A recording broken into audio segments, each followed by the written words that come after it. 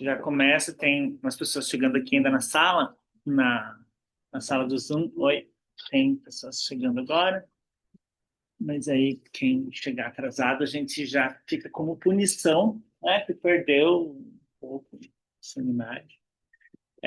Mas a gente vai tentar manter a atualidade, porque temos pouco tempo, né, 1h30 para esse seminário. É, então, eu sou o Vinícius, trabalho aqui na Dobra, é, e depois o Ernesto se apresenta, mas junto com o Ernesto a gente tem pensado esse tema da psicopatologia há muitos anos. Não é algo que a gente tem refletido nos últimos tempos, a partir dos últimos. Você quer um puffzinho para sentar? Que tem. Mas você pode sentar aqui e ficar na frente das pessoas. Tá? Mas aí, olha, estranho é isso aqui, ó. A gente é cheirosinho. É? Tá. E a gente tem uma pesquisa que já passa de uma década juntos, assim, se debatendo sobre esse tema. Né? E individualmente a gente tem os nossos percursos, né? Eu trabalhei muito tempo com educação, tanto como professor, mas também em professor de ensino superior, mas também na educação infantil. E, e esse tema da psicopatologia ele é um tema que aparece em vários lugares de atuação, da minha atuação, né, da minha carreira.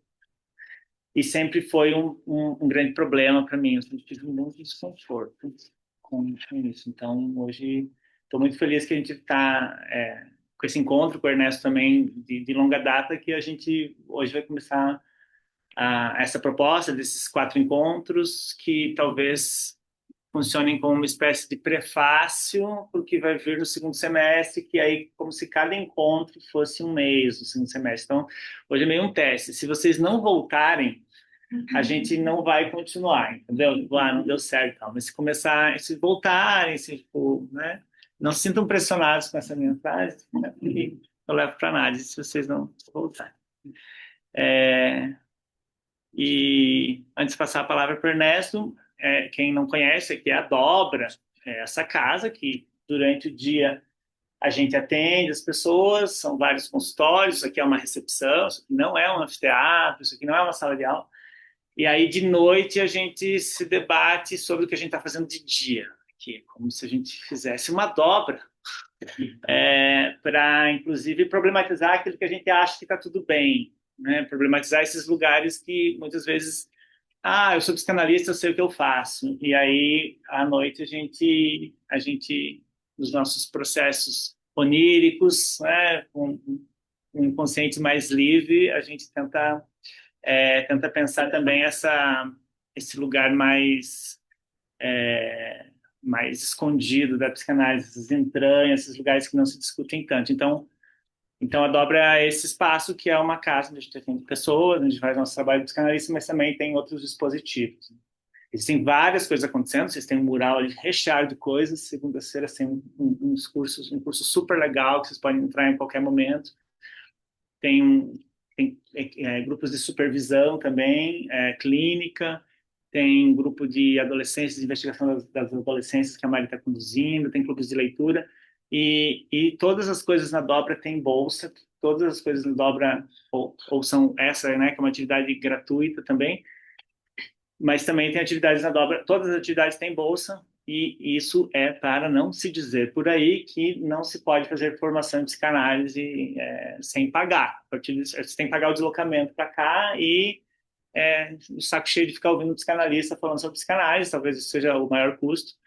É, mas a gente tem essa perspectiva, assim, né? Não sei se o que a gente faz aqui é formação de psicanálise, mas são coisas que por aí dizem o que os outros dizem, né? A gente só dá uns cursos, né? Vocês decidam.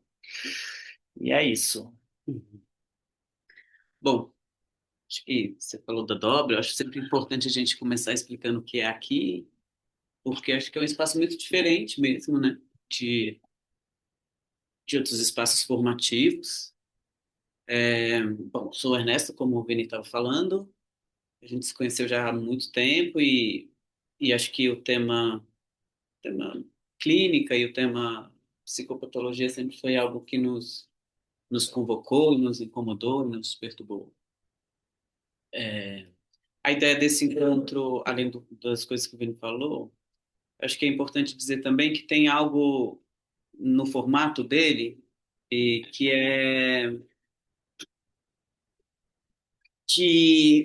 quer dizer também que não tem um jeito só de contar as coisas. Acho que qualquer fala sobre psicopatologia seria uma fala sobre psicopatologia, né? Por mais que tivesse percepções semelhantes, elas seriam outras falas, né? O que eu quero dizer é que tem caminhos para dizer as coisas e a gente escolheu um caminho e poderiam ser vários outros, né? Talvez só isso de dizer qual caminho a gente escolhe para dizer o que a gente vai dizer já diz muito do que a gente vai dizer. Então vocês vão sentindo, né, nesse percurso junto com a gente. A ideia também é ouvir vocês. Um mundo de reflexões e incômodos não tem resposta. A gente não está aqui para mostrar para vocês uma resposta, algo sobre, não é sobre isso. Mas a ideia é que a gente partilhe conjuntamente os nossos incômodos e as nossas pulsações também, as nossas vibrações também, que a gente tem reverberado. E, e a gente vai fazendo essa dobradinha, né, Vini? Acho que vai ter um dia que ele conduz mais, tem um outro dia que eu conduzo mais, só para vocês irem entendendo também que a gente está produzindo conjuntamente. Acho que é isso. Uhum. Acho que eu trabalho aqui na Dobra também, faço residência aqui. É, eu me formei em Brasília, eu não sou daqui. Eu me formei em 2007 lá. E, e faço os atendimentos aqui. O que mais? É, sou doutorando em antropologia também. E acho que é isso. Tá bom.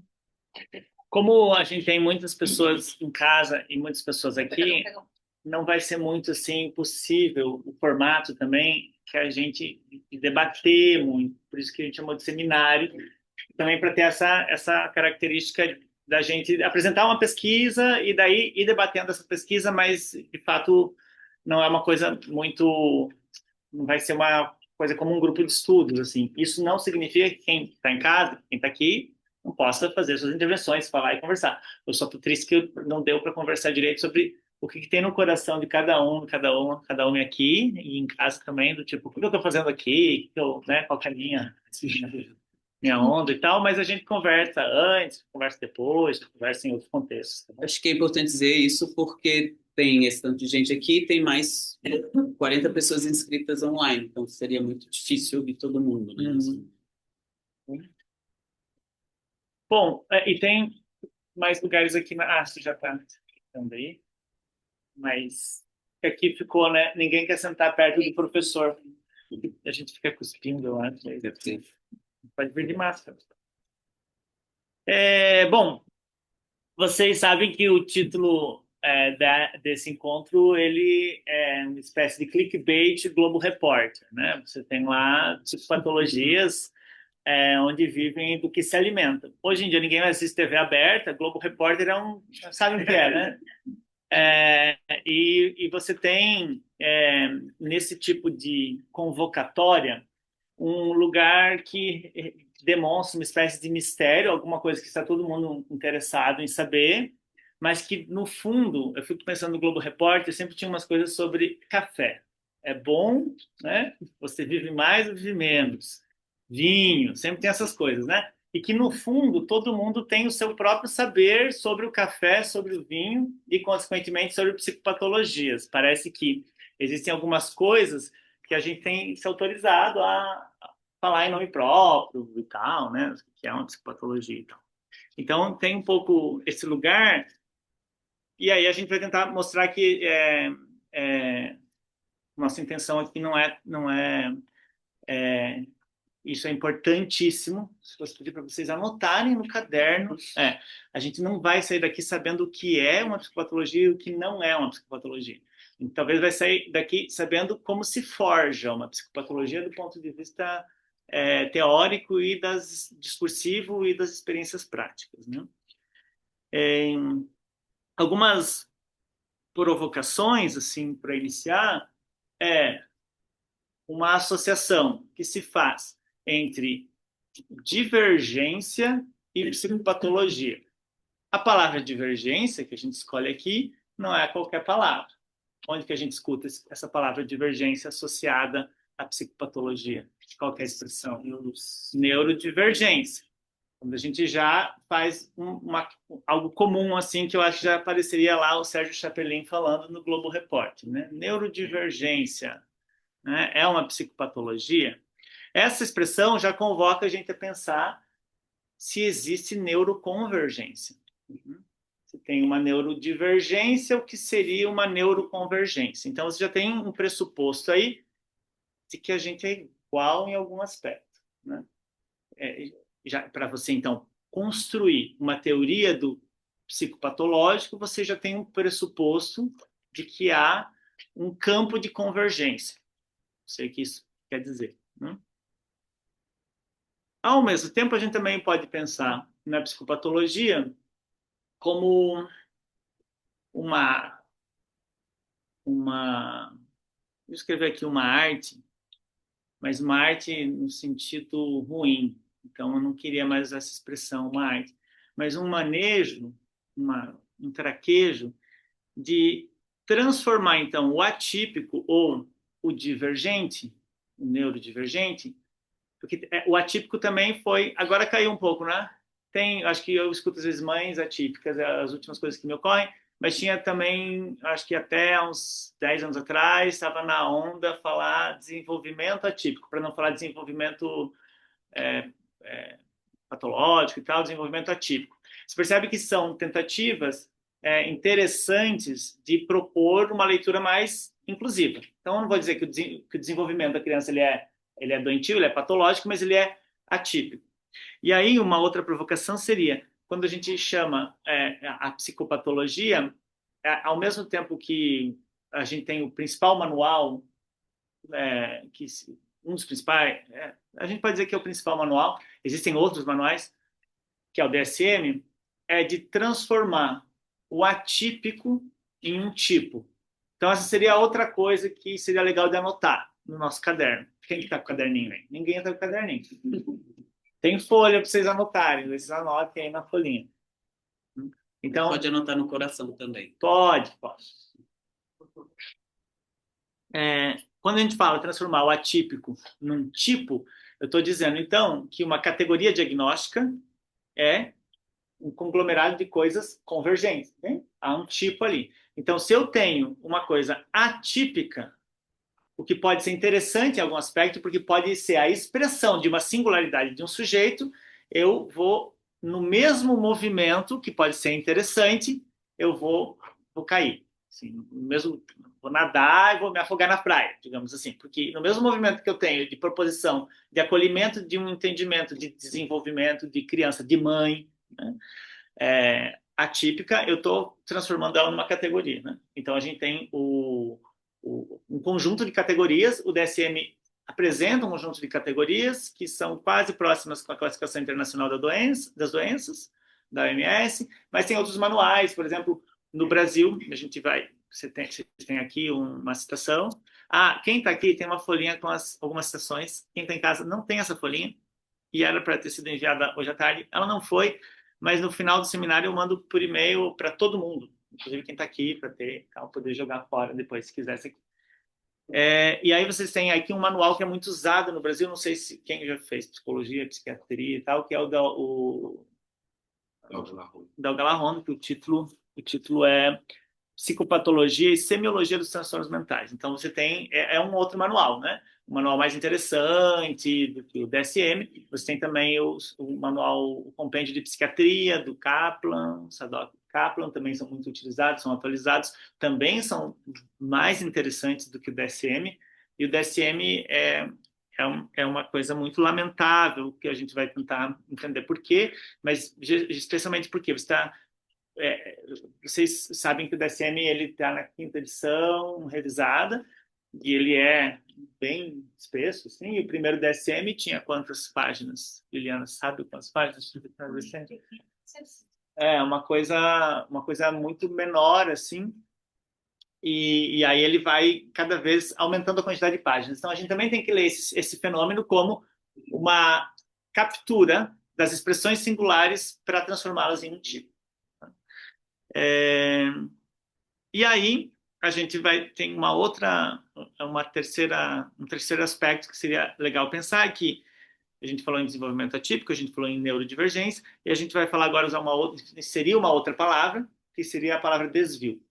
Por que desvio? Porque desvio, você tem um percurso esperado e você tem alguma coisa que se expressa de um jeito desviante. Né? O que eu faço com esse desvio, então, ou convertê-lo em não desvio, que eu posso entender que é o resultado de uma terapêutica, que é você fazer com que esse desvio não aconteça, ou eu assumo esse desvio e faço com ele alguma coisa diferente. Aí qual que é um problema da psicopatologia? É transformar esse desvio, então, em uma categoria. Os transtornos X, personalidade borderline, do espectro da esquizofrenia, transtornos de ansiedade, transtornos de atenção, transtornos de conduta. Você tem vários comportamentos desviantes e você os coloca num lugar específico, numa tipologia. Se você abre o DSM, ele sempre vai ter uma expressão, ou DSM é um manual de psiquiatria, ou entendimentos de psiquiatras mais ortodoxos, que todo o DSM é construído para pensar um dos critérios diagnósticos, de expressão diagnóstica mais significativa do DSM é quando o sujeito não consegue trabalhar. Então, o que é um desvio, se não uma ruptura com um processo social que é a produção, né? A produção do trabalhador. Então, com um CID, com um DSM, que eu consigo uma licença médica, por aí vai. Bom, eu tinha vontade, estava fazendo texto aqui, em fazer uma epígrafe. Texto sempre tem uma epígrafe, lá alguns, né? Epígrafes, colocam lá uma meio da Hilst, colocam alguma coisa assim. E aí é um texto, um trecho grande, que não vai dar para ler aqui, mas está aí com vocês, que é para quem está presencial, né? Quem está em casa, eu lamento, mas vocês vão receber um dia, uma citação do Nietzsche. Alguém conhece esse texto sobre a verdade e a mentira no sentido extramoral? Texto que cai no vestibular. Eu, inclusive, tive contato com esse texto pela primeira vez quando eu não passei no vestibular. E esse texto ele é muito legal, porque se a gente começa observando lá a primeira linha que eu selecionei para vocês, né? Vocês estão achando aí na folhinha, na citação número 1, número 2. Mas nesse jogo de dados dos conceitos, chama-se verdade, ele coloca entre aspas, o fato de se utilizar cada dado segundo sua designação, computar exatamente seus pontos, tarará, tarará. O que ele está problematizando aqui é a ideia de verdade. Então, a gente precisa, enquanto psicopatólogo, digamos que isso é um curso de formação de psicopatólogos. A gente podia fazer isso, né? Com prova. A gente dá certificado, ele tem certificado, inclusive, esse seminário, quem precisar para a faculdade. A chamada está aí, passando em algum lugar. Tem que assinar a chamada, senão você não vai ser um bom psicopatólogo. Um psicopatólogo, o ideal, o nosso, se a gente se chamar de psicopatólogo, é alguém que já está em algum lugar, né? Esse aqui é online. Tem uma online aqui, mas tem uma não online. Tá lá no meu conversível. Você pode passar, só jogar na... que daí vai passando assim. Que você tem uma ideia de verdade. Então, um pressuposto inicial seria, cara, a verdade está com a moral baixa aqui. Não existe verdade. É muito difícil supor uma verdade. Existem alguns tipos de realidades. A gente pode pensar assim. Existem realidades, a gente está aqui, etc. Mas a gente precisa entender que o entendimento que a ideia de verdade em ciências humanas e em humanidades, que é o campo da psicopatologia, a psicopatologia é um campo de estudo mais da filosofia do que da medicina, da psiquiatria, na verdade é um conceito arbitrário. E esse trecho do Nietzsche, ele tem um exemplo muito legal, que depois vocês podem ler com calma, inteiro, no segundo parágrafo, mas Se alguém... Acho que é isso. Eu acho muito legal. Para mim, quando eu li isso aqui na juventude, isso abriu, assim, abriu. Gostaria que tivesse um efeito parecido com vocês. Se alguém esconde algo atrás de uma moita e depois a procura exatamente nesse lugar, acabando por encontrá-la aí, não há nenhum motivo para a glorificação dessa procura e dessa descoberta. Eu escondo um negócio, eu vou lá e descubro. Eu não devo achar que eu sou uma pessoa gloriosa por fazer isso. Mas é todavia isso que ocorre com a procura e a descoberta da verdade no domínio que concerne a razão. Isso aqui é um texto escrito no final do século XIX, 1870, 1880, por aí. Quando dou a e aí esse trecho que eu fiquei muito chocado. Quando dou a definição de mamífero e quando, depois de ter examinado um camelo, declaro, eis aqui um mamífero, é isso exatamente, isso é certamente uma verdade que vem à luz, mas seu valor é limitado. Quero dizer com isso que ela é, em tudo, uma definição antropomórfica e que não contém qualquer coisa que seja verdade em si, real e universal, independentemente do homem. Agora a gente troca mamífero e coloca um outro nome, que nome a gente poderia colocar? TDAH. Você troca, você vai substituir essa passagem do Nietzsche por classificações diagnósticas. Significa que o camelo não existe? Significa que um comportamento desviante não existe? Não é isso que significa. Significa que estamos fazendo um modelo de classificação. Né? Um modelo de classificação e, a partir desse momento, a gente não olha mais para o mamífero que estava lá atrás. A gente olha para o modelo de classificação. Então, você tem algo acontecendo, um comportamento, um pensamento, e você tem uma nomeação desse comportamento. Você tem um comportamento acontecendo e uma nomeação desse comportamento. O que acontece com a parte dos psicopatólogos é que eles não vão mais, depois de um tempo, olhar para o comportamento acontecendo. Vão olhar para o conceito do comportamento. A gente está falando de uma aula de psicopatologia? Não estamos. Né? Estamos falando de como ela funciona. E a gente pode falar, mas em psicanálise isso também acontece. Estamos aqui na dobra psicanálise. Né? Em psicanálise isso também acontece quando você fala que um paciente específico não se enquadra na neurose obsessiva, ele tem alguns traços de histeria, mas eu também estou na dúvida se isso é uma psicose. Você, quando está fazendo uma descrição assim, Sol em Câncer, Lua em Sagitário, né? Quando você está fazendo uma descrição assim, você também vai parando no campo da psicopatologia, no campo da determinação, da observação da realidade, você começa a operar conceitos e para então de olhar para o fenômeno em si e começa a submeter o fenômeno em si, ou seja, seu paciente, a criança da escola onde você trabalha, você mesmo, você começa a submeter o seu fenômeno, a sua expressão singular, o seu desvio, o seu típico ou atípico para uma categoria. E essa é uma crítica que ela é da semana passada, é da década passada, é de 50 anos atrás? Não, ela é do segunda metade do século XIX. Você tem alguém lá meio desconfiado que tem alguma coisa acontecendo ali. Ok? Eu vou ler um trechinho aqui, não do Nietzsche mais, mas está escrito aqui, que a gente escreveu hoje. Não é equívoco, certamente, para todos nós aqui, especialmente pelo fato de que estamos reunidos em torno deste nome, psicopatologia, que há algo que buscamos melhor compreender, que queremos nos aproximar, que nos indica que há algo de estranho naquilo que chamamos de psicopatologia ou de transtornos mentais, ou de diagnósticos de transtornos mentais. Né? Poucos de nós aqui, e aí, que estão online, iríamos para um seminário no qual a discussão fosse a evidência de que a Terra não é plana. Né?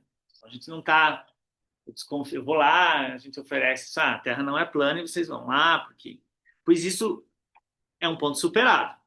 Embora tenha essa coisa de ter virado meme, né, é um ponto superado. Mas, porque a gente sabe que é impossível isso. Impossível que a Terra seja plana. Então a gente não iria Ou outro exemplo, a gente não iria em algum seminário que mostrasse que, por exemplo, a homossexualidade não é uma doença. Eu não vou lá para saber que sexualidade não é uma doença. Não é, né? Está pronto. Então, para coisas óbvias, a gente não tende a frequentar, né? Então, o que a gente está fazendo aqui? Né? Eu fiquei pensando nisso. Sabemos, e se não sabemos, é preciso que procuremos ajuda, né? Que a homossexualidade não se trata de uma doença, e, portanto, seria uma perda de tempo frequentarmos um seminário com um título fantástico: homossexualidade não é uma doença. Né?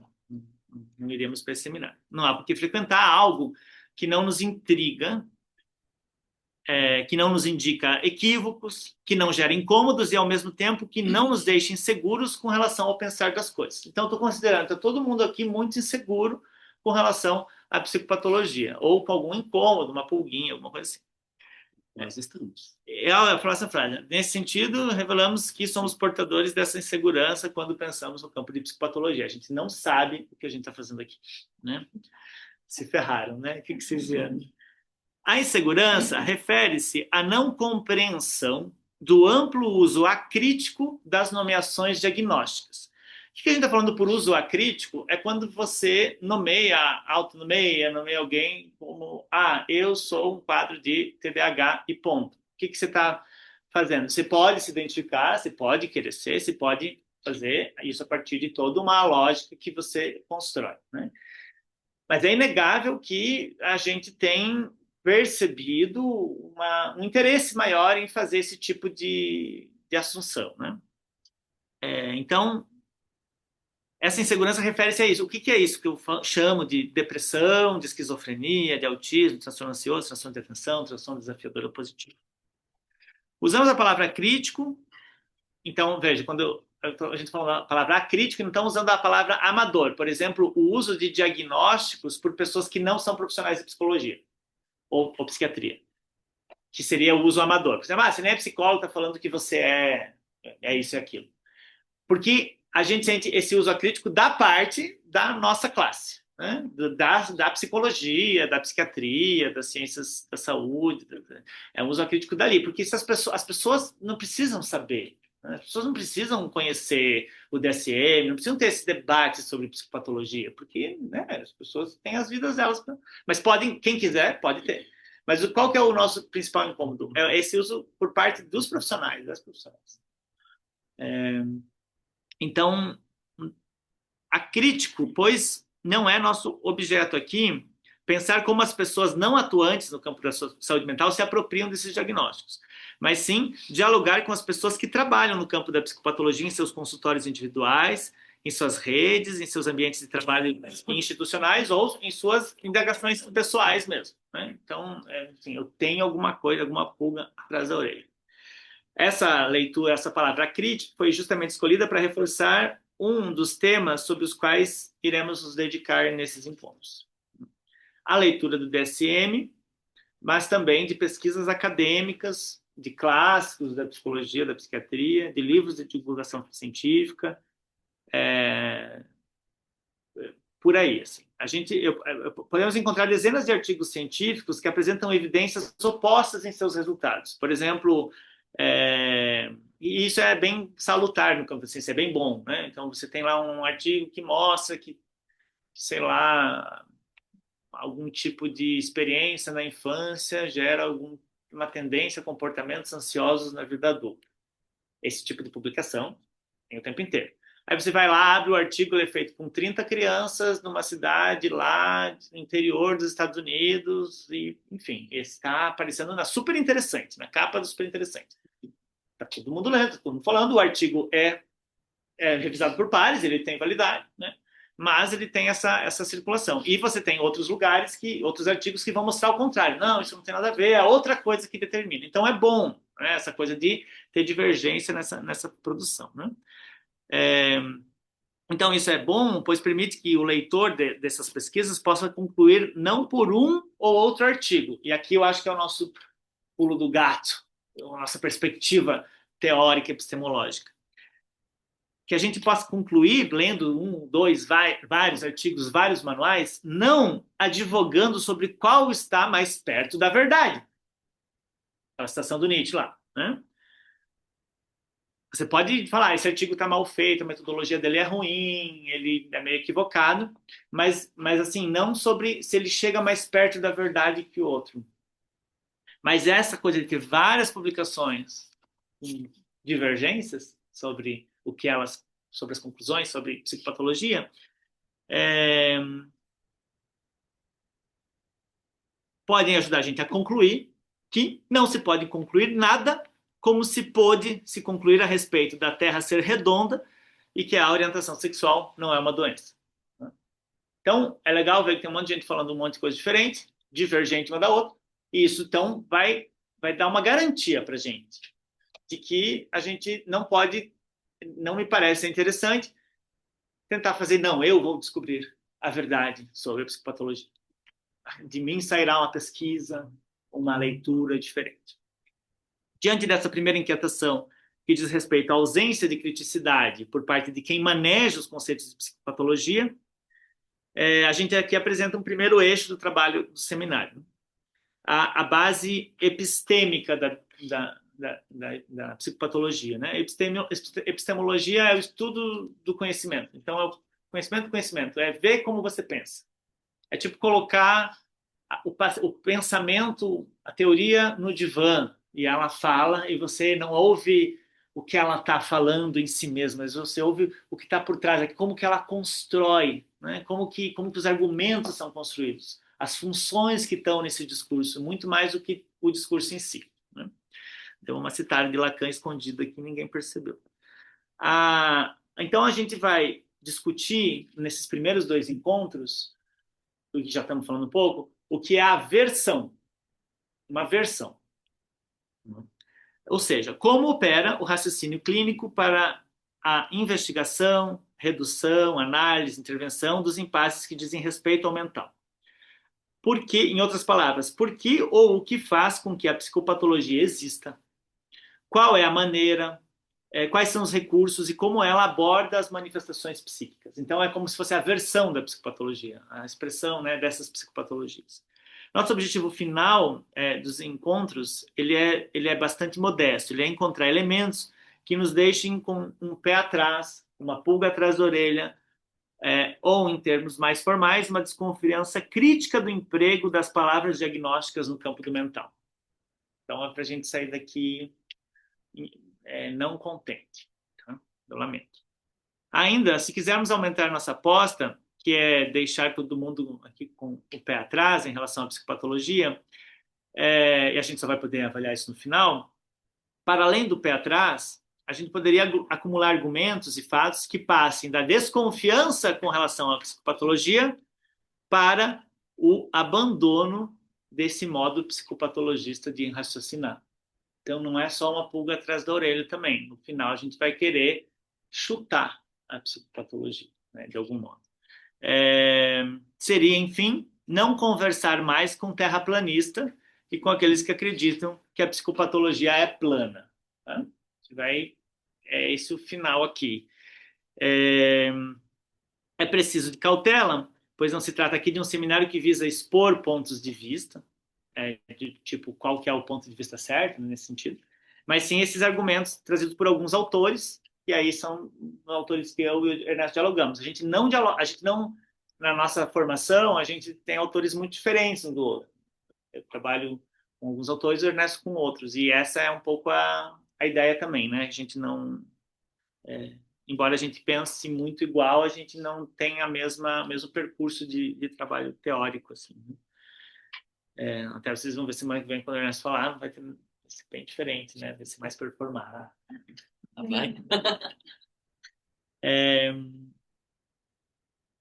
Trata-se ainda não de desconstruir a psicopatologia a ponto dela deixar de existir, né? A gente nem tem capacidade intelectual e política para tanto, mas quem sabe permitir que sejamos abertos para tentar outras relações com os corpos diagnosticados por terceiros ou por si mesmos, né? Tentar outras relações com esses corpos, com essas vidas, com o diagnóstico.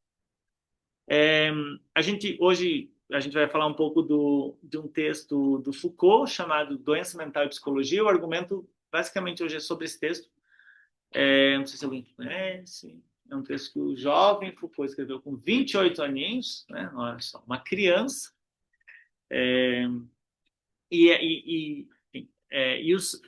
Isso vai ser um pouco hoje, semana que vem. E o terceiro e quarto encontro, eles não serão mais a versão, eles serão a subversão. Olha só como a gente é subversivo. Eles serão a subversão, eles serão o que a gente pode arrefecer, oxigenar, que outros modos de leitura existem. Então, a gente só não vai chutar cachorro morto, mesmo porque esse cachorro não está morto. Tá? E tá por aí, tá por tudo.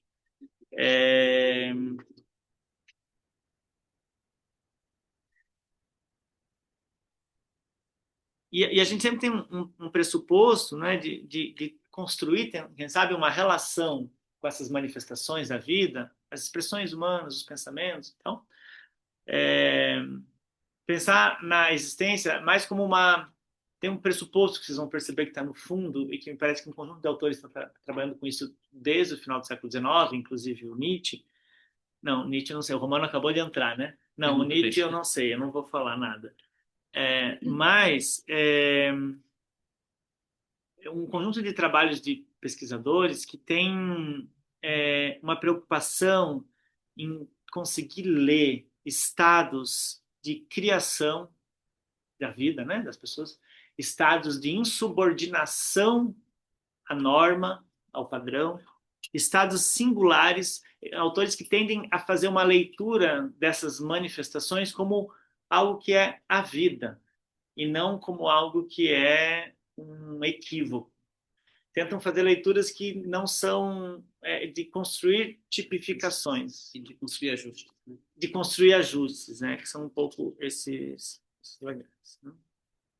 Então, chegou o momento de construirmos juntos algum tipo de material, né? Eu acho que o Ernesto está um pouco nesse lugar, né? Uma espécie de zona autônoma, fez um coração aqui, que possa servir de referência para quem trabalha ou se inquieta com a psicopatologia. Até aqui, bem, alguém quer falar, expressar, perguntar, uma expressão que alguma coisa que ficou?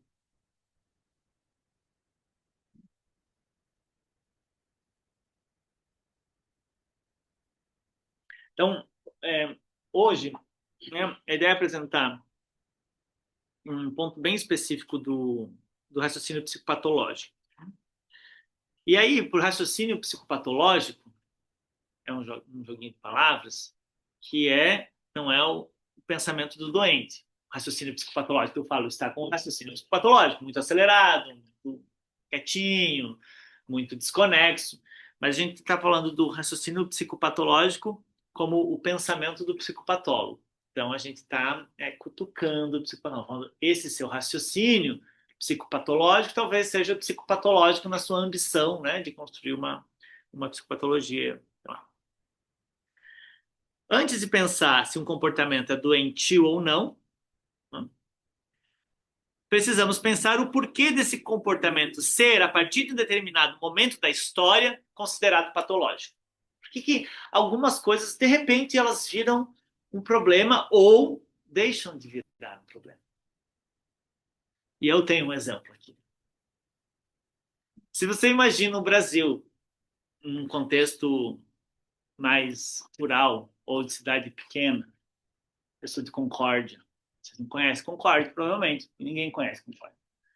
Lá em Concórdia, nos anos 80, 90, né? Se você fosse visto chamando o seu cachorro, primeiro de seu, né? O cachorro era da casa, de filho, fazendo um bolo de aniversário para ele, falando vem com a mamãe ou com o papai, colocando ele dentro de casa, dormindo com ele, indo numa loja chamada Hiperzul, e que é um shopping center com um arsenal de coisas, né? Se você fosse, né, falando, vem com a mãe, visto na rua em Concórdia, quando era criança, se eu visse alguém na rua, né? Vem com a mãe, e você procura a criança e localiza um poodle, ou alguém em Concórdia abrindo um restaurante com cardápio para cães. Legal. Ou uma doceria especializada para bolos de aniversário para cães, né? Ou esses dias que eu fiquei sabendo de uma festa com brinquedos. Sabe, festa de criança, que coloca piscina de bolinha, tá? Então, piscina de bolinha para cachorro, eu não sei como é que é. Eu ouvi, eu não quis muito saber. Se creche, cara. Boletim creche. Com boletim. Eu sei que esse exemplo é perigoso porque é provável que muitas pessoas aqui presentes tenham cães.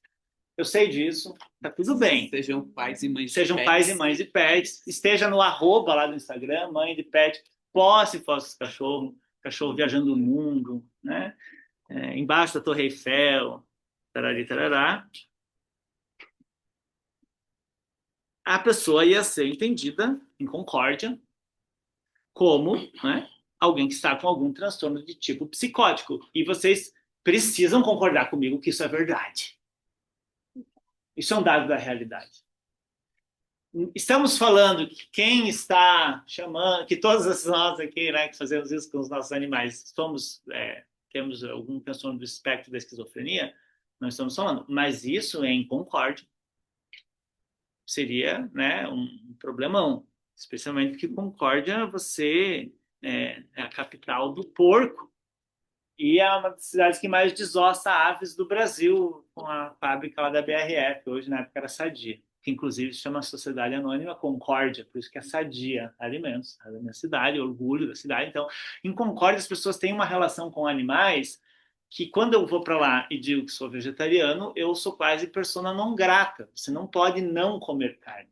Né? Não existe, porque é uma ofensa, é um símbolo, né, da cidade. Né?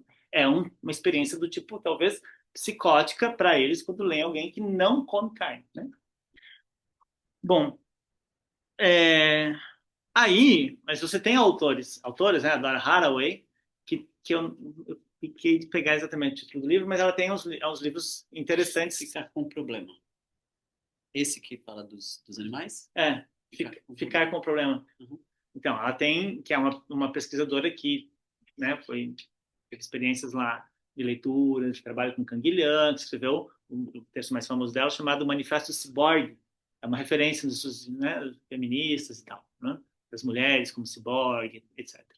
Um dia a gente podia fazer um clube de leitura aqui na Dobra sobre esse texto. Né? Mas todo esse exemplo do cão, né, para a gente pensar o que é uma experiência do tipo psicótico ou não. Porque é mais fácil, veja, esse exemplo ele não é um exemplo que não foi pensado com carinho, porque é mais fácil a gente dizer que hoje em dia estamos fazendo coisas loucas. Né? Tipo, que hoje em dia estamos fazendo coisas, olhar para coisas que a gente faz hoje como doentias. É isso a perspectiva. Né? Eu peguei algo que em algum momento não foi, que em algum momento foi doentio e hoje não é mais, porque o movimento contrário é mais fácil de achar. Que daí também a gente consegue se enxergar enlouquecido se construir uma relação desse tipo com o animal há 30, 40 anos atrás, talvez não no contexto urbano. Então, o nosso objetivo aqui, né, vai ser esse de avaliar as formas com as quais se constrói a psicopatologia, muito mais do que se definir o que é psicopatológico ou não. Quando assim nos posicionamos, nosso trabalho abre-se para a liberdade, inclusive, de pensar, né, novamente, que as psicopatologias não existem em si mesmas, elas não existem. Quando se vê essa experiência do tipo psicótico desaparecer, né, na história da humanidade, a relação com os animais, né, a gente já pode dizer que não é que que mudamos, né, mas que mudou algum tipo de demarcação, de critério. Né? Então, primeiro pressuposto aqui, um dos pressupostos aqui é que a psicopatologia é puramente uma relação com o contexto. Ela não tem relação nenhuma com o cérebro. Isso às vezes pode ser duro de ouvir. E quando você associa a psicopatologia com o cérebro, você anula qualquer debate sobre determinação social tanto determinação social como também de contextos culturais. Se você entende que psicopatologia é só cérebro, você passa um trator em cima de todo o debate da antipsiquiatria. Você ignora que ontem foi 18 de maio, dia da luta antimanicomial, ignora. Então, veja bem, se você é antipsiquiatrístico, antimanicomial, etc., você precisa mudar, talvez, de algum modo, o teu entendimento de que a psicopatologia existe no cérebro, porque não tem como. Ah, mas o meu cérebro tem um exame de imagem que comprova que ele tem uma diferença. Vamos pensar em patologias orgânicas, paralisias, síndrome de Down. Você tem lá uma evidência, né, daquilo como algo anatômico. Isso é uma realidade. Agora, você transformar aquele comportamento resultante daquela conformação orgânica em uma psicopatologia é um dado da cultura, não é um dado do cérebro. Você situar aquele cérebro como algo psicopatológico. Quer um outro exemplo? A epilepsia. A epilepsia foi... Tem dados anatômicos, tem evidência, que, né, tem exames que evidenciam uma função alterada. E a epilepsia era entendida, a pessoa que apresentava convulsões, ela era imediatamente levada para algum tipo de internação psiquiátrica ou para algum tipo de asilo, lugar asilar, e as pessoas às vezes se relacionavam com ela de um jeito que não permitia que essa pessoa se desenvolvesse na vida, fosse fazer outras coisas, né? Fosse ser doente eterna. Ou mesmo pessoas com nanismo, que eram entendidas também como eternas crianças, tratadas como crianças, e que daí você dizia que tinha algum problema ali psicopatológico, e era uma coisa orgânica, né? Então, essa coisa de pegar o orgânico e dizer que ali tem a construção do psicopatológico é algo muito difícil, porque ele tira uma ancoragem muito importante que a gente tem, que é o biológico. Assim, o meu corpo diz quem eu sou, portanto eu relaxo, né? Mas, na verdade, quem está dizendo quem eu sou não é o meu corpo, é a leitura que a cultura faz do meu corpo. É isso que está dizendo quem eu sou. É... E é muito curioso o termo neuro, Neurodivergente. que faz um flerte com isso, né? Uhum, uhum. Sim, sim. A ideia de neurodivergência ela é perfeita para isso, porque você localiza no neurológico. E que, novamente, não significa que não exista uma materialidade, uma realidade biológica. Mas o que a gente faz com essa expressão?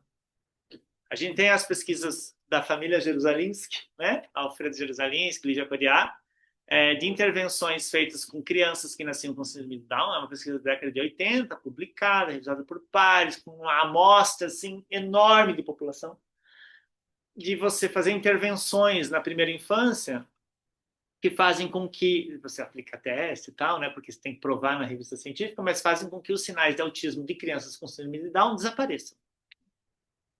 Você tem uma pesquisa mostrando assim, bom, o autismo não é do orgânico aí, nesse caso.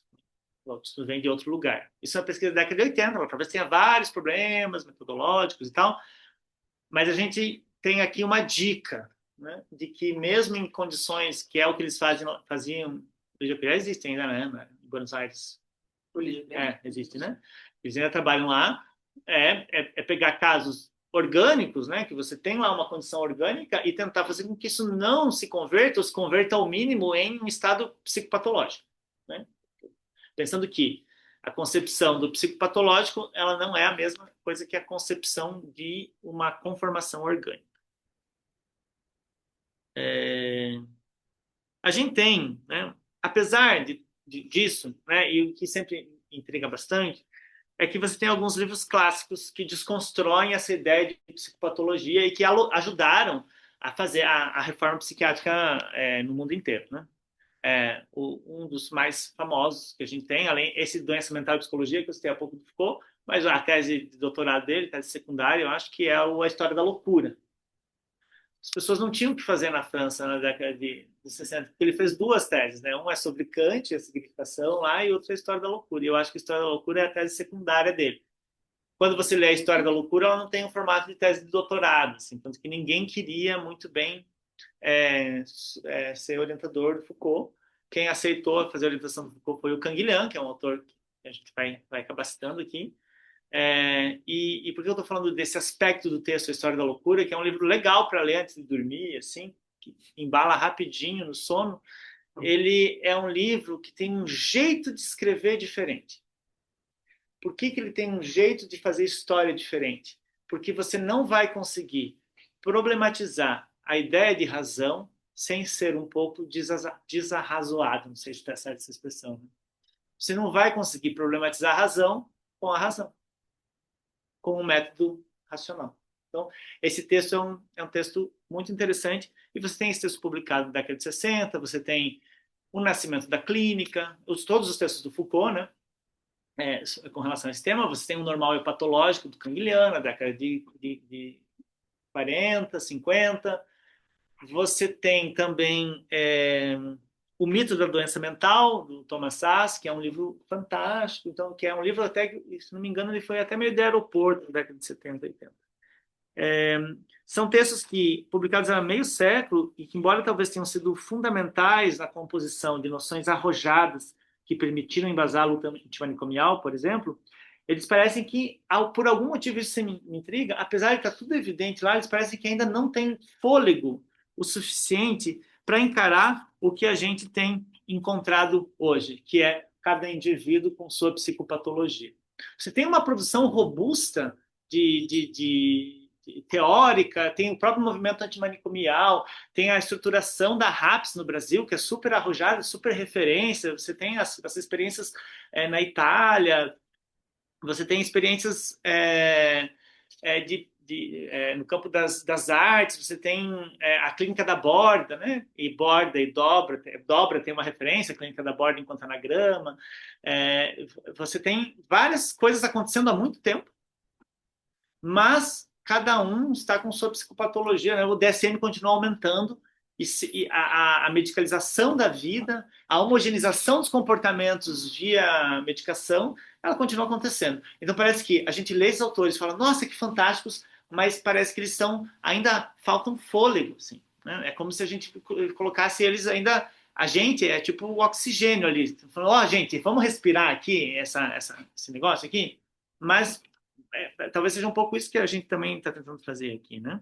As neurodivergências, as neurodissidências, que eu já li também, os autismos, transtornos de atenção, de humor, de personalidade, tem levado a um boom, inclusive da psicologia e da psicanálise, como um lugar, talvez muitos de nós aqui estejamos interessados nele, para ficar rico, né? Muita gente tem procurado ser psicanalista e ser psicólogo para atender pessoas, porque tá massa, assim, né? Todo mundo está ficando doente, então eu preciso, até bom, né? Você tem um grupo, tem uma sociedade lá de psicanálise, uma associação, uma federação, que o cara fica publicando vídeos dele na praia falando como ser rico e ser um psicanalista de sucesso atendendo as pessoas, etc. E o argumento dele é dados da OMS sobre o aumento das transtornos mentais, né?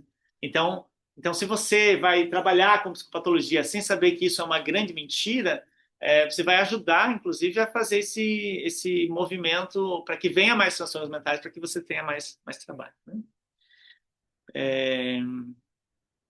Aí, agora a gente vai pegar essa folhinha que está com a gente, vocês vão ver que tem lá 3 palavras, que são 3 palavras fundamentais para a gente saber a que elas vêm e como elas são utilizadas no campo da psicologia e da psicopatologia e da psicanálise também, que são as 3 primeiras palavras de dicionário lá.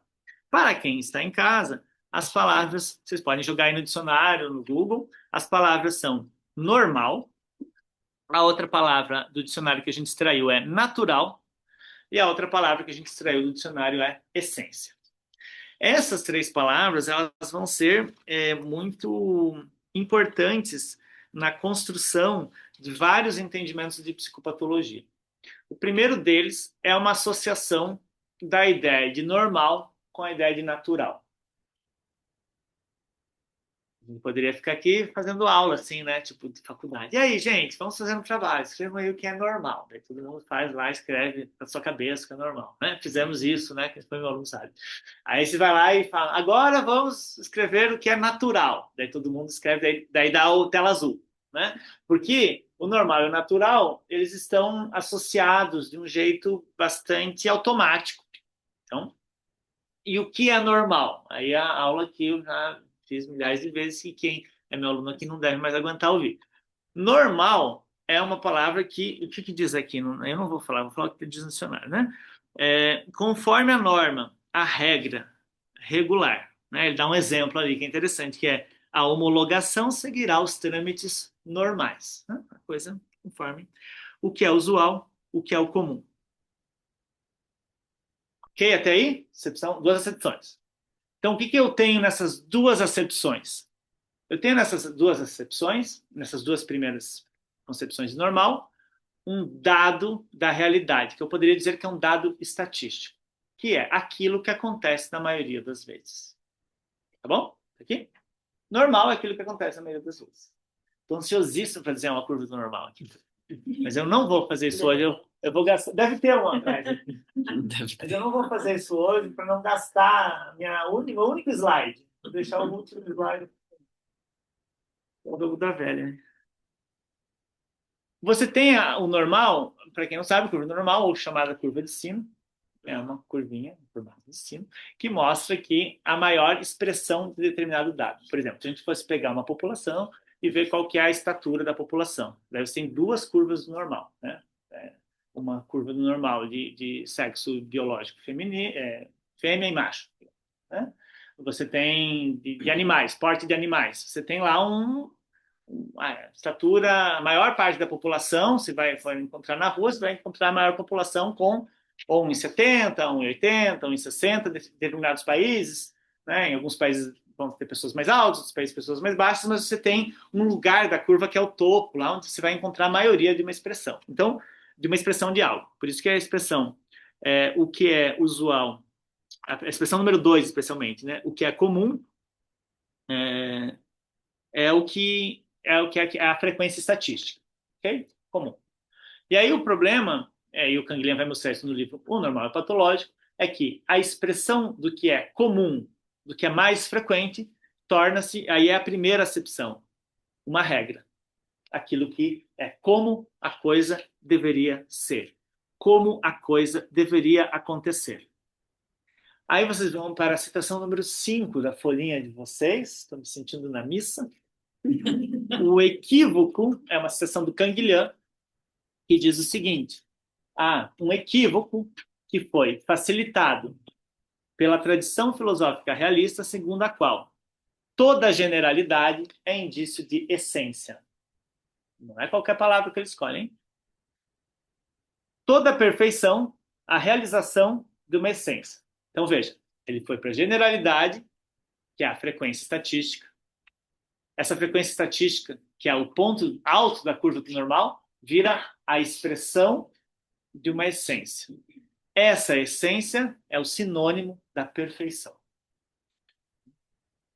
E, portanto, uma generalidade observável de fato, essa palavra de fato, que o Guilherme é muito cara, que é um dado da realidade, eu não tenho como dizer que as pessoas não têm a altura que elas têm. Então, uma generalidade observada de fato adquire o valor de perfeição realizada. Um caráter comum adquire o valor de um tipo ideal. Ou seja, a frequência estatística torna-se a natureza, aquilo que é natural. Se você olha, né, o significado de natural, você tem lá um monte de coisa muito problemática. Né? Por exemplo, o número 3, em que não ocorre trabalho nem intervenção humana. Né?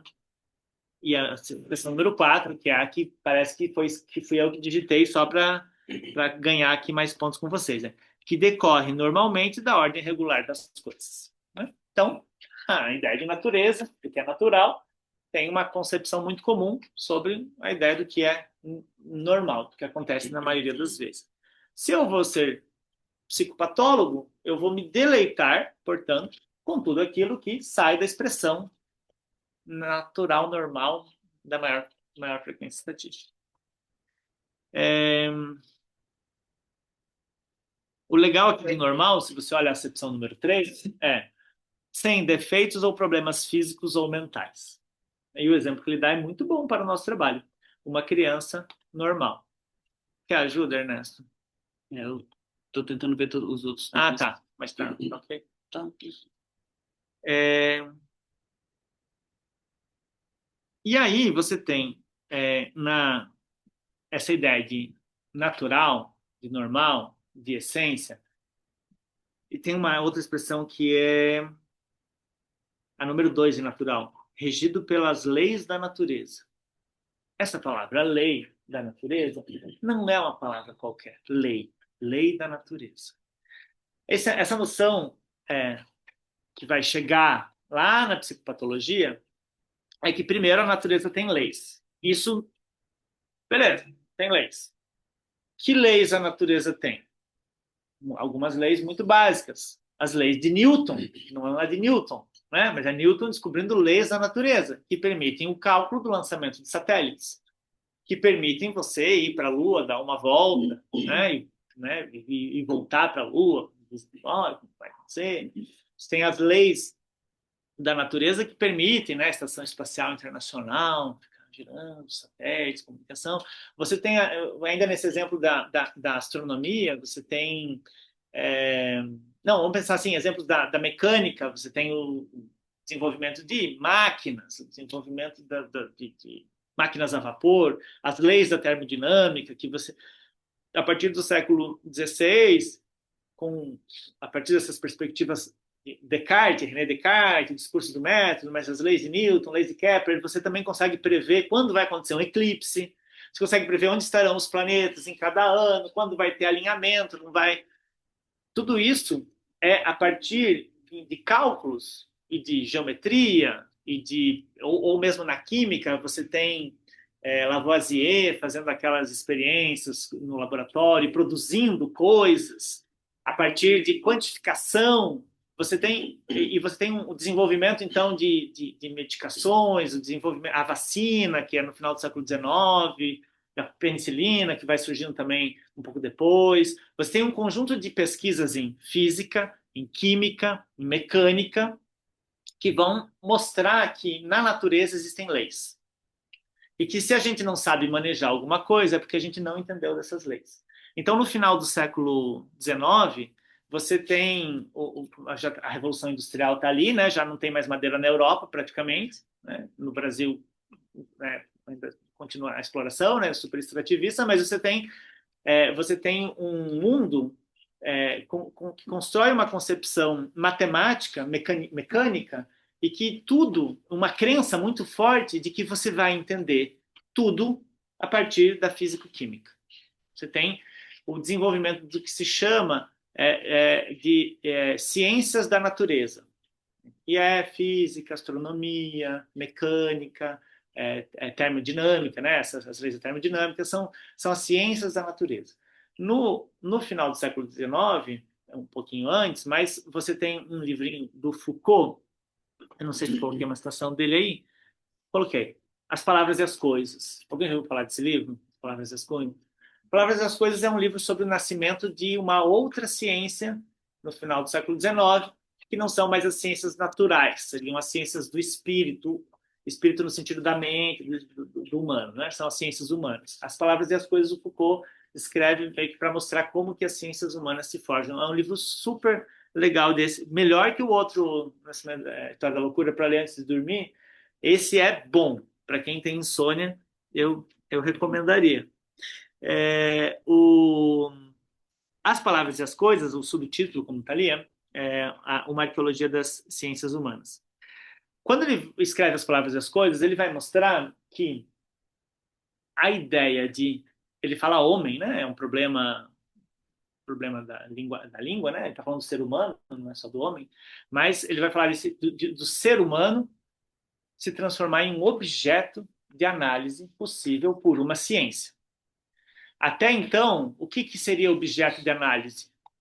O movimento dos astros, a perda de calor na transformação, né, das energias lá, nada se perde, tudo se transforma. Quais são as leis que eu posso calcular aqui para fazer um trem e se deslocar de um lugar para o outro?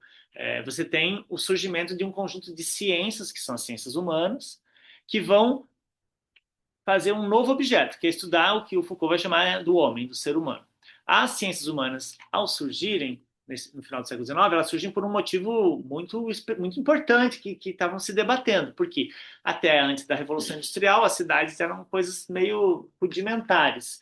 Então você começa a acumular muita gente morando ao redor de uma indústria, né? As cidades vão surgindo, Revolução Industrial, tá ali? Você começa a acumular uma gente e você começa a ter vários problemas. Problemas econômicos, problemas sanitários, problemas de relação, de segurança. Foucault escreve algumas aulas no curso dele, que é Segurança, Território e População. Esses textos são bem legais de ler. Esses de verdade são legais de ler. São mais fáceis, porque são aulas gravadas. Né? Segurança, Território e População, o Nascimento da Biopolítica. São textos que ele vai mostrar como, com o surgimento das cidades na Revolução Industrial, você começa a desenvolver, começa a se inquietar e tentar entender o que são os fenômenos humanos.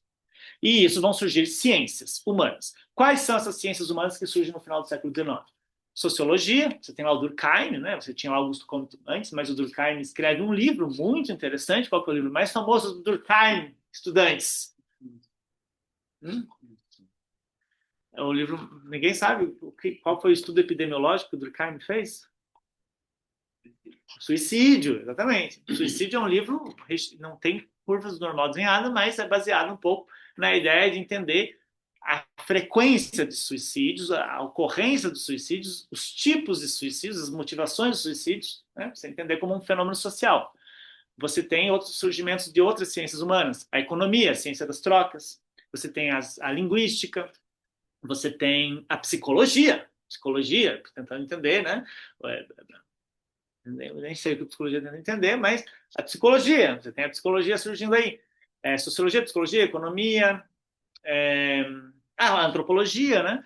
Várias ciências que têm um novo objeto. E qual que é o problema aqui? Que essas ciências não têm método, assim, com elas. Para elas se afirmarem como ciências, elas precisam buscar um método de algum outro tipo de ciência que está mais consolidado e tem aí uma reputação com a galera, que são as ciências naturais, a física, a química e a biologia.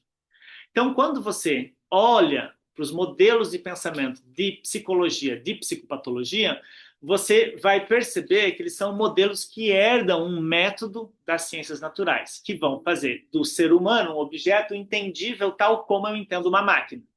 Mas como eu vou entender a vida, as expressões singulares humanas, o jeito como as pessoas se relacionam, se elas são tão singulares, né? Então, o que eu vou fazer? Eu vou me basear, então, na construção de estudos sobre as pessoas a partir da frequência estatística das manifestações delas. Então, a sociologia, a psicologia, sobretudo, vão ficar fazendo curvas do normal, entendimentos sobre as coisas mais comuns que acontecem entre as pessoas para observar e dizer que essas frequências mais comuns são a expressão, então, da natureza humana. E aí eu vou fazer a partir de números, de dados. Então, eu vou usar... A estatística mesmo é uma ciência humana, né? A administração, né? Também é uma ciência humana. Estatística não é uma ciência dura, né?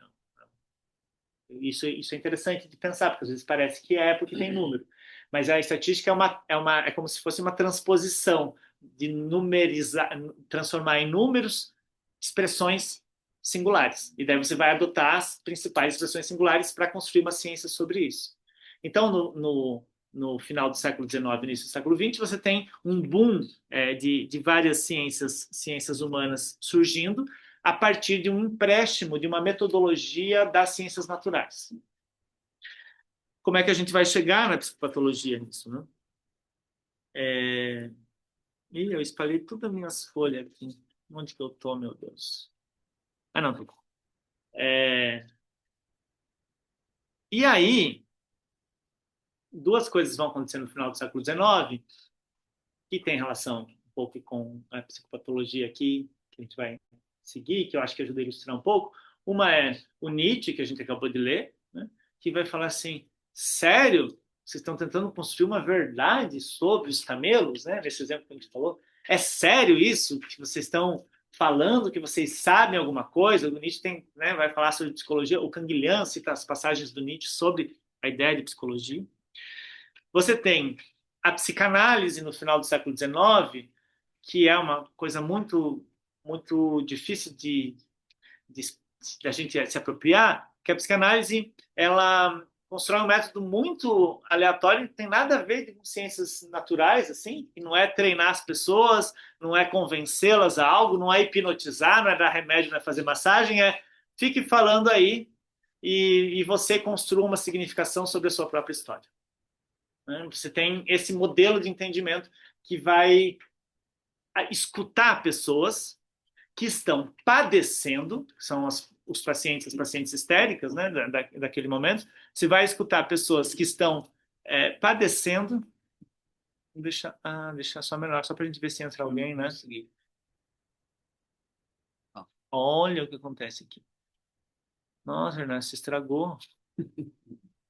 Estraguei. Mas dá para ver sim. Aí, ó. Você vai escutar pessoas que estão padecendo porque elas não estão conseguindo fazer, entender, existir dentro da norma da sociedade, e dentro do que a maioria expressa. Por exemplo, você vai ter mulheres que estão adoecendo porque não estão a fim de casar e isso é um problema, né? Porque como eu não quero casar? Como que eu quero fazer medicina e não quero tocar piano?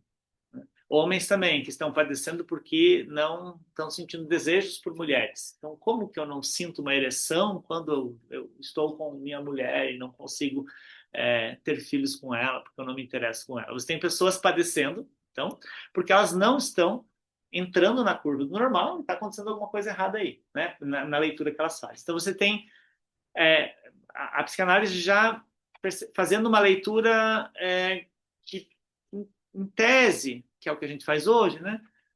Explora a possibilidade da pessoa construir uma história autoral, né? Um estilo de existência singular.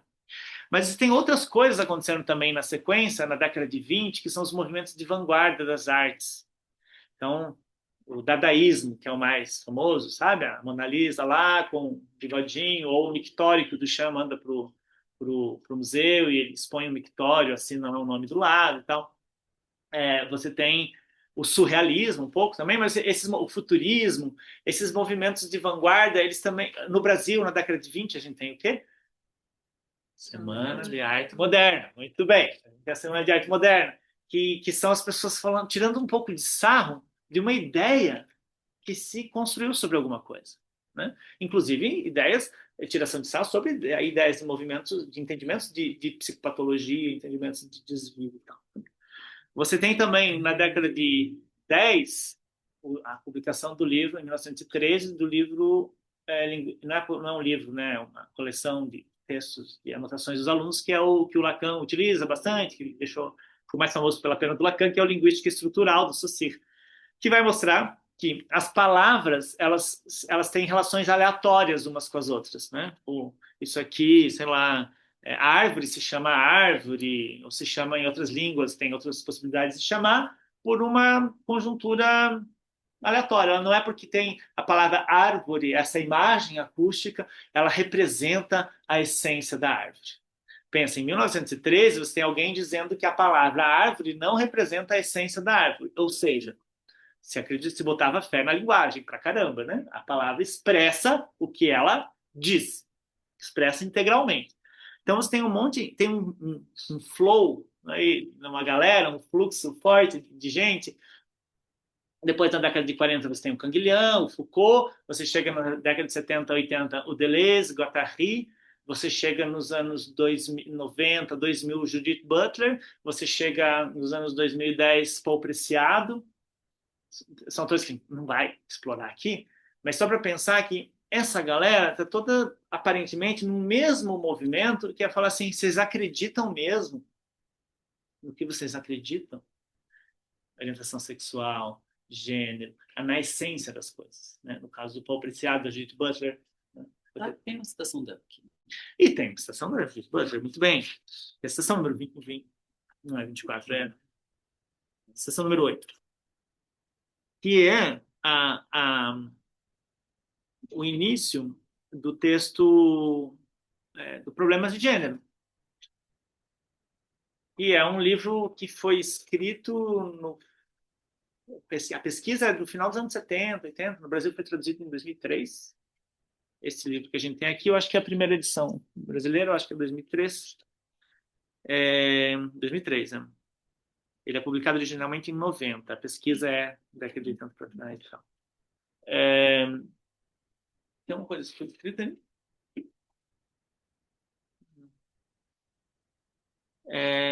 Esse texto do Problemas de Gênero, vocês devem ter ouvido falar sobre Judith Butler, se não ouviram, depois vem no Google aqui, tá? Que ela está problematizando, então, essa ideia de gênero. Né? Problemas de gênero. A ideia, né, do gênero enquanto uma categoria essencial. A ideia do gênero feminino, masculino, como a expressão de uma natureza relacionada à anatomia, por exemplo. Né? Ou, se não for relacionada à anatomia, com relação a alguma outra natureza, mas com relação a alguma natureza. Ela está problematizando isso nos anos 90. E aí, essa citação que a gente tem dela diz o seguinte, que aqui não é, esse trecho é da introdução do livro, que é mais ou menos a forma como ela diz que é a metodologia, sabe? Quando você lê uma tese, ele tem lá os primeiros capítulos, a metodologia de trabalho, os pressupostos, e depois a análise em si, né? Porque a gente vai chegar num ponto de falar da performatividade de gênero, vai falar, vai para lugares muito interessantes, né? E aí o que ela coloca aqui. O que acontece, citando a Judith Butler, não é a Judith Butler. O que acontece? O que acontece ao sujeito e a estabilidade das categorias de gênero quando o regime epistemológico da presunção da homossexualidade... Desculpa. O regime epistemológico da presunção da heterossexualidade é desmascarado, explicitando-se como produtor e reificador dessas categorias ostensivamente ontológicas. Poxa, tem duas palavras muito difíceis aqui. Ostensivamente e ontológico. Ostensivo. Alguém sabe o que significa rotan? O que significa rotan? Rondas ostensivas, Tobias Aguiar, né? Rotan, mata um monte de gente, mas né? Aqui você tem a Rony, em Curitiba, que é rondas ostensivas de natureza especial. Né? Ostentação também é uma linguagem que os jovens, mas os jovens não usam mais tanto, os jovens já um pouco mais velhos, né? Que é ostentar. Cringe já ostentar, né? A posição ostentatória é você mostrar que você está lá. Né? Uma ronda ostensiva, ela marca a segurança, entre aspas, não só pela presença, mas como pela explicitação da presença. Tá? Então, ostentatório. Né? Quando a gente fala em ostensivamente ontológicas, ontologia, puxa, é uma palavra mais um pouco, levaria mais tempo, mas ontologia a gente pensa assim, estudo do ser. Né? Vamos dizer assim, ontológico é aquilo que é em sua expressão natural, que a gente está tentando destruir até agora, né? Aquela essência, aquilo que está lá no âmago, né? Na coisa mais profunda, né? O ontológico. Então você tem categorias ostensivamente ontológicas, ou seja, categorias que procuram dizer que elas são, que elas existem, que elas estão aí. E no caso da Judith Butler, ela está falando do gênero. Né? Homem e mulher, uma categoria ostensivamente ontológica. Ela está ali, ela está na cara. Ela é a expressão de uma natureza normal, da curva do normal, ela é frequência, portanto, ela existe. Ela vai falar, não existe. Né?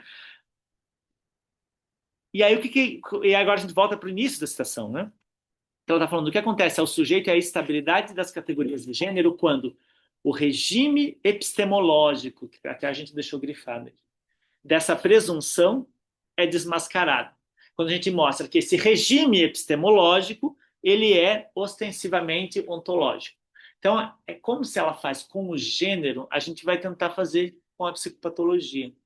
Mostrar que há uma ostensividade da ideia de que existe essa desgraça. E que não se trata, então, se a gente fosse fazer com relação a gênero, uma performatividade, uma psicopatoperformatividade, ou uma performatividade psicopatológica, se a gente fosse ficar copiando a Judith Butler, né, no que ela faz no livro. Né? Claro, tem muita diferença entre uma coisa e outra. Né? Isso aqui é só um recurso mais, um recurso metodológico para a gente pensar. Né? Você tem um modelo de pensamento que ele é bem... que ele é ostensivo, que ele diz a que veio. E uma das categorias, para finalizar, né, que a gente vai ter como dessa ostentação, né? Agora eu lembrei que na igreja tem o ostensório, é ostensório, né? Que coloca lá a hóstia e as pessoas ficam adorando, né? Fazendo uma adoração e tal, né? Porque o ostensório também, né? É para você mostrar o corpo de Cristo para as pessoas. Então você tem essa coisa da mostração, da explicitação, fazer assim estamos aqui, né? E a gente esse seminário, né, pensando em psicopatologia, né, o que a gente teria como ostensivo no campo da psicopatologia é um entendimento. Eu ia começar falando isso hoje, eu achei que ia dar para falar tudo disso hoje, é óbvio que você sabia que não ia dar para falar, né? Que a doença mental ou a psicopatologia tem os mesmos atributos, o mesmo funcionamento, os mesmos fluxos, os mesmos regimes de causalidade da psicopatologia que a doença orgânica. Vamos mudar assim. A doença mental tem um pressuposto ontológico que ela funciona igual à doença orgânica. Um exemplo, tuberculose. Exemplo que é meio recorrente, né? Eu sempre fico usando. Tuberculose, você tem uma demarcação muito específica. Né? Um bacilo, ele se ocupa lá, você consegue fazer um exame, você vê a presença dele, o quanto ele está operando, você administra um antibiótico e ele se esvai. Ele não estava no seu corpo, ele entrou no seu corpo, ele pode, inclusive, conseguir conviver no seu corpo e você nem saber que ele existe. Você pode tratar, ele pode desaparecer. Você tem aqui uma doença orgânica, né? Está no corpo. E aí, o problema principal da psicopatologia dos psicopatólogos é esse entendimento de que a doença mental ela funciona igual com uma tuberculose, um TDAH, um autismo, uma esquizofrenia, um transtorno ansioso. Claro que hoje a gente mudou um pouco essa perspectiva. Acho que uns 20 anos atrás a gente dizia assim: fui diagnosticado com tal transtorno e vou me tratar. E esse transtorno vai embora, como uma tuberculose. Hoje a gente não é mais tanto o negócio da tuberculose, hoje é mais uma condição, por exemplo, um transtorno, diabetes, isso, perfeito. Ele está comigo, ficará comigo, morrerei com ele e me tratarei com ele. O que continua é a mesma correlação, a doença mental sendo entendida como doença orgânica. Isso a gente precisa implodir. Isso Foucault implodiu na década de 50, com o texto dele, Doença Mental e Psicologia, que por algum motivo o efeito que ele fez, né, e todos esses autores, então, na reforma psiquiátrica, etc., mas não é isso que a gente está vivendo na prática com um boom de diagnósticos. Então, esse entendimento que eu vou deixar de lição de casa, para vocês lerem esse livro inteiro, mas na ausência, né, desse tempo, pelo menos as citações do Foucault ali, que estão na abertura desse livro, essas duas citações aqui. Eu vou ler o primeiro parágrafo e o último parágrafo que a gente escolheu ali. Né? Duas questões se colocam. Sob que condições pode-se falar de doença no domínio psicológico, né? Psicopatologia? Que relações podem se definir entre os fatos da patologia mental e os da patologia orgânica, né? do biológico?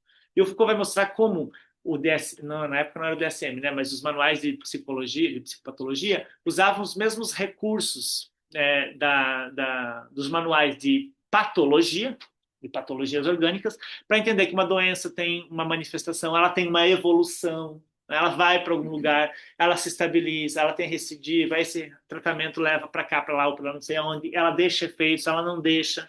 Você tem essa lógica. E a gente precisa começar a perceber, quando a gente está fazendo raciocínios em psicopatologia, pensar o quanto eu estou entendendo essa psicopatologia como uma entidade essencial, tal como se entende a diabetes ou a tuberculose. Porque não tem nada a ver. Não tem nada a ver. Não tem nada a ver. Porque não é cerebral. O negócio não é cerebral.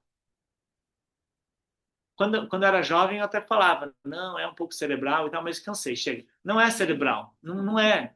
Não tem nada a ver com cerebral.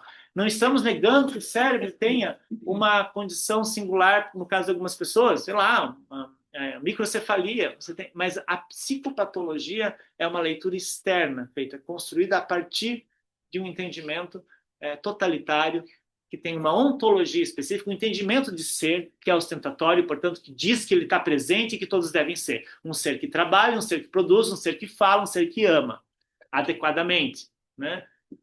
monogâmico, todas essas coisas aí. Você também tem esse ser que ama, né? Daí vocês têm... Como é que é o livro daquela Mentes que Amam, não sei... aquela pessoa que escreve um monte de bobagem. Isso, psiquiatra, ela é psiquiatra, mas ela não é pesquisadora, ela é divulgadora científica. Então, mentes que amam demais. Né? Qual que é? Mentes inquietas. Tudo isso. Que ela está transformando várias coisas num tipinho, mas usando essa lógica da medicina, da patologia orgânica. Né? E aí o Foucault, no último parágrafo que a gente tem aqui dessa citação, né, se define a doença mental com os mesmos métodos conceituais que a doença orgânica, se isolam e se reúnem os sintomas psicológicos como sintomas fisiológicos, é porque, antes de tudo, se considera a doença mental ou orgânica como uma essência natural manifestada por sintomas específicos. E isso é a introdução do livro, e ele vai desconstruir um pouco essa noção. Assim. Alguém comentou alguma coisa? Não consegui. Aqui. Nossa, tem muitos comentários aqui. O Eric escreveu agora, curioso exemplo da tuberculose, porque na história teve uma leitura dessa doença muito ligada ao gênero, pois a sintomatologia dos homens tuberculosos era uma espécie de feminização dos corpos dos homens cisgêneros. Ai, que legal. Nossa, muito legal. Não sabia disso. Depois, se puder mandar referência para nós, Eric, a gente pode explorar. Agora estamos na nossa hora. 9 horas. Acabou, gente. Vocês podem voltar na semana que vem. Porque se vocês acharam ruim, não serei eu que vai falar, na verdade.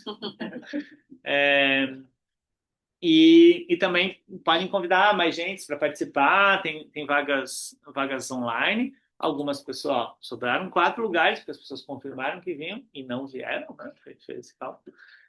Então, mas vocês podem abrir, porque a ideia é a gente poder sacudir esse negócio. Mas a gente se inscreveu mesmo assim. É legal se inscrever. Sim, tem que se inscrever mesmo assim. Vai lá e se inscreve se quiserem divulgar. Tá bom? Ernesto, quer falar alguma coisa? Acho que não. Acho que é isso. Semana que vem, acho que vai ter uns desdobramentos da fala de hoje, com certeza, e talvez um pouco mais de espaço para perguntas, eu acho. Acho que a gente trabalha de jeitos diferentes. Mas semana que vem a gente consegue, talvez, costurar algumas outras coisas a partir de tudo que já... Então, tudo que o Vini trouxe hoje, de alguma forma, eu vou tocar novamente na semana que vem e a gente conseguir também trazer perguntas. Acho que vai ficar inquietações, assim. Acho que você trouxe muitas coisas, trouxe muitos termos, trouxe conceitos, que inclusive eu fico me perguntando se para todo mundo entendeu, assim, tipo, acho que alguma coisa aqui escapou, mas eu acho legal também de poder ir para casa e levar o papelzinho e pesquisar e talvez ecoar para trazer na semana que vem também. Eu acho que pode ser bem bom. Mas é isso. É isso então, gente. Então, tchau. Até a semana que vem. Só para tchau para todo mundo. As questões aqui... essas citações, a Vitória perguntou qual livro que foi, o Eric perguntou das citações. Obrigado, Sara. Obrigado, Romano. A gente vai mandar... Eu vou ver se eu consigo mandar hoje à noite já. Mando por e-mail para todo mundo que está inscrito, daí vocês vão ver. Tá bom? Eu quero ver quem tá. Então tá. Boa noite. Aí não consegui ver todo mundo. Você consegue abaixar, né? Sim. Aqui, ó. O problema é que agora as pessoas saíram. Aí,